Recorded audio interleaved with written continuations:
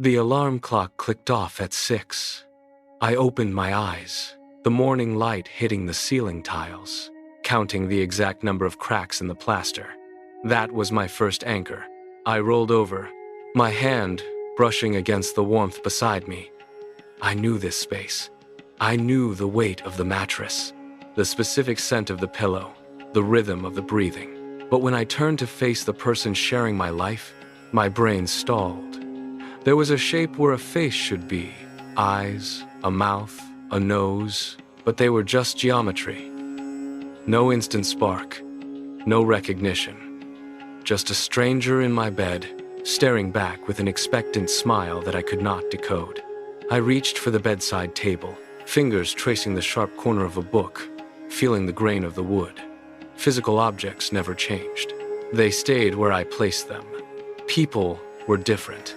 Every morning was a reset, a blank slate that forced me to rebuild my entire world from memory and logic. I sat up, pushed the heavy duvet away, and swung my feet onto the cold floor. I had to navigate this room, and the person in it, as if I were a detective processing a crime scene, searching for the evidence of who I was supposed to be. The brain is a strange architect. It constructs a house of meaning, but for me, it refuses to install the doors. You see a face, and your mind snaps the pieces together like a magnet. You see a gestalt, an instant, singular truth. I see a bowl of fruit. That is the only way to explain it. I look at a pair of eyes, and they are just two distinct drifting spheres. I see a nose, a mouth, a chin, but they are islands in a fleshy sea. They do not belong to the same continent. I try to force them together, to bridge the gap between the arch of a brow and the curve of a lip, but the image remains disjointed. It is a collection of features, floating in a void, refusing to resolve into a person. My visual cortex fires in perfect order, identifying every shadow and curve, yet the processing center remains dark. I stare, searching for the ghost of a human connection, but the features drift apart the moment I blink. It is a static, sterile puzzle that never completes. There is no warmth in the geometry, no history in the lines. Just a bowl of fruit, sitting on a table, waiting for a meaning that my biology refuses to grant. My brain is a library of stone and ink. I can walk through the blueprints of a cathedral I visited a decade ago, noting every crack in the marble, every variation in the font of a cornerstone. I remember the exact tilt of a shadow on a city street at noon. My memory for architecture is a vault. Yet, this precision is a cruel mockery. Years ago, a stranger pulled me from the path of an oncoming vehicle. I remember the screech of tires, the smell of burnt rubber, and the specific texture of the pavement as I hit the ground. I remember the color of the bricks on the nearby wall and the precise typography on a discarded sign. But the person who reached out and dragged me to safety? They are a void. I have tried to reconstruct their image 1,000 times, but the features will not lock. They remain as fluid as smoke. I can map the entire scene to the millimeter, yet the hero remains a ghost. It is a haunting paradox. My mind preserves the shape of the world with perfect clarity, while the most significant human presence in my history has been erased by my own biology. I am left with a perfect map of the moment I survived, but I will never know the face of the one who made sure I lived to see it. To survive in a world of strangers, I have become a master of social performance. Every conversation is a high-stakes improv game where the script is written in real time. I do not recognize the person standing before me, so I treat the interaction like a puzzle to be solved. I listen for the specific pitch of a laugh, the cadence of a sentence, or the habitual way someone clears their throat before speaking. I catalog these vocal markers with the same intensity I would use to memorize a blueprint. If you shift your weight, I track the rhythm of your footsteps. If you use a specific colloquialism, I log it as a primary identifier. I am not being charming. I am being hyper-vigilant. I watch for subtle cues, the way you tilt your head when you are confused, the specific frequency of your nervous tics. I memorize your biography because I cannot memorize your biology. Every interaction requires a constant, silent scanning of the environment for data. I am always on the clock, analyzing patterns to anchor you in my mind. It is a exhausting, never-ending performance, and the moment you change your habits, I have to begin the entire investigation again. The performance is not limited to strangers. The deepest cut is the toll it takes on those I love. Because my brain offers no shortcuts, no oxytocin-drenched recognition of a partner or a parent, I must rebuild my connections every single morning. I wake up, and the world is a blank canvas. I see a person beside me, but the involuntary spark of knowing is absent. I have to perform an active internal archaeology before I can even pour the coffee. I review the evidence, the shared history, the kindnesses, the specific patterns of their speech that I have cataloged over years. I must consciously verify that this person is safe, that they are mine, and that we have a life together. It is a grueling, silent labor. I am constantly terrified that I will forget the depth of a bond, because I lack the biological tether that keeps others anchored. This is not a choice made once in a lifetime. It is a choice I must reaffirm before the sun hits the floorboards. It is fragile. It is exhausting. It is the price I pay for a version of love that exists entirely in the mind, stripped of the comforting, automatic reflex that everyone else takes for granted. But there is a twist in this narrative that the world rarely considers. Because my love is not a biological reflex, it is an act of sheer will.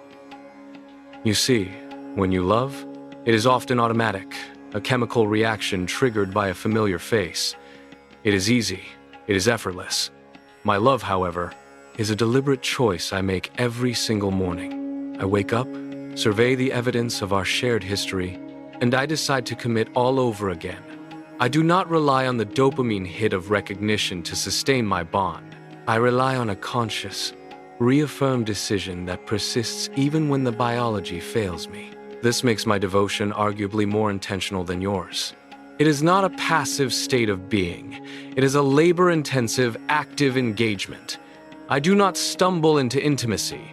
I build it, brick by brick, with every sunrise. I have stripped away the convenience of the familiar and replaced it with the raw, uncompromising strength of choice.